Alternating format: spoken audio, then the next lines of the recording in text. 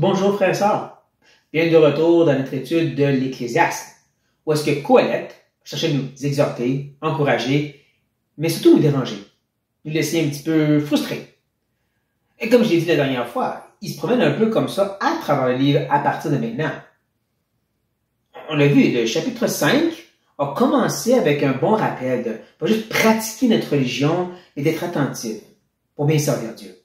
Avec notre cœur bien attentif à lui, on peut regarder ce monde rempli de frustration, d'épreuves et d'injustices, mais garder la paix. Alors, ce repos d'un travailleur. Mais cette fois-ci, qui va tout renverser, tout chambouler dans notre vie. Il va littéralement enlever le tapis sous nos pieds. C'est un peu comme dans cette exploration que nous avons faite. En train de se promener dans la caverne, on pense qu'on sait où il nous amène, et là on glisse et on tombe dans un précipice bien profond. Vous allez comprendre ce que je veux dire? Il va faire par le sujet de l'argent. Et là, c'est tentant de dire, j'en ai pas, ça me dérangera pas.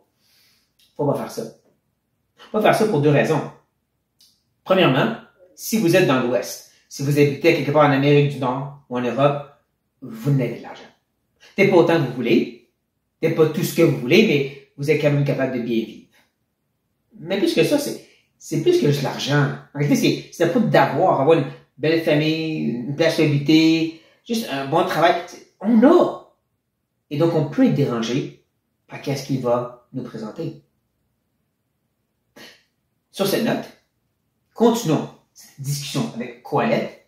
Il dit, il est un mal grave que j'ai vu sous le soleil, des richesses conservées pour son malheur, par celui qui les possède.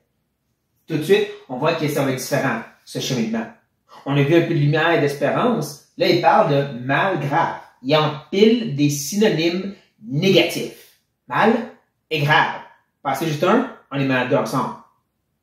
Et quel est cette mal? Quelle est cette situation difficile? Mais comme il dit, c'est des richesses conservées. Faut pas tomber dans le piège de dire, les gens qui accumulent des millions de dollars.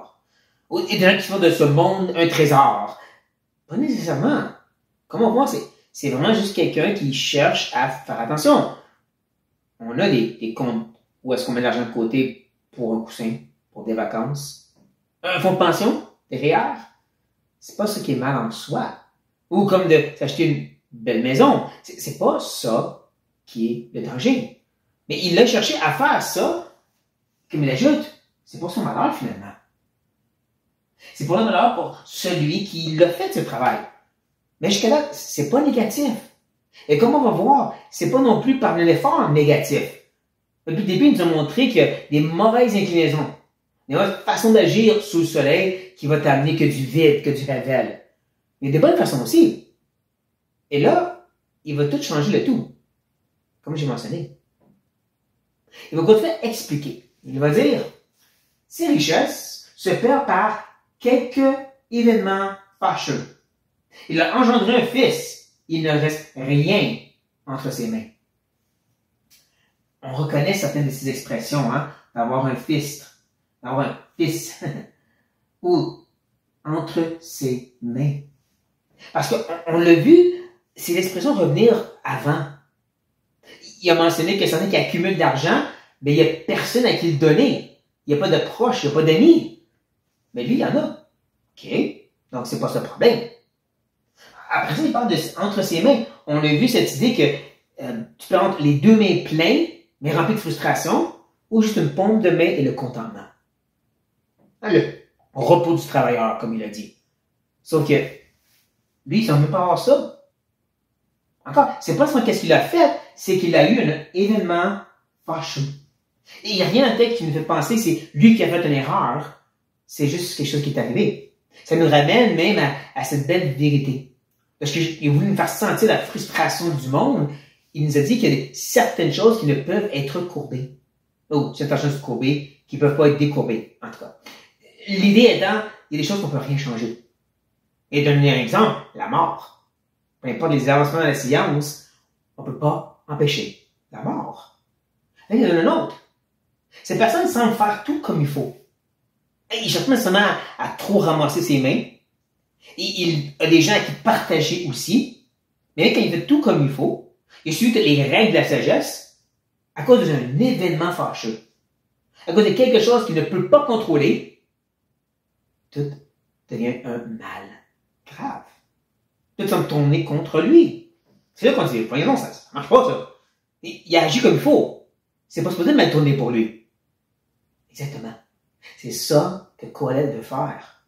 Montrer que pas tout s'est résolu par suis ceci, fais cela. Sois dirigé par la sagesse. Ça répond pas à tout.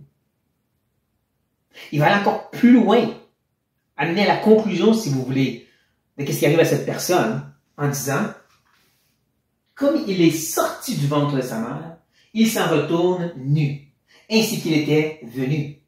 Et pour son travail, n'emporte rien qu'il puisse prendre dans sa main. Ça passe un peu aux paroles de Job, hein?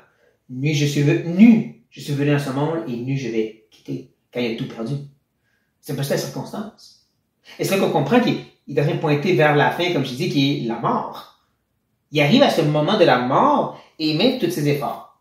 Même s'il fait par sagesse et selon des bons raisonnements, il finit par avoir, encore une fois, rien pour son travail. C'est ça la frustration depuis le début, hein?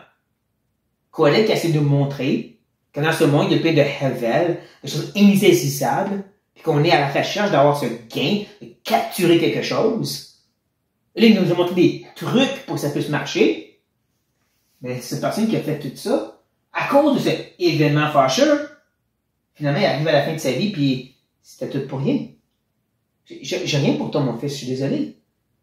Ça n'a pas marché, mes efforts. Ça a tout tombé à l'eau. Ben, quelle frustration, n'est-ce pas? C'est pour ça qu'il va maintenant un peu comme conclure le cercle, dans un sens. Fermer la parenthèse. Comme il a commencé, il va terminer. Il va dire, c'est encore là un mal grave. Il s'en va comme il était venu. Et quel avantage lui revient-il d'avoir travaillé pour du vent?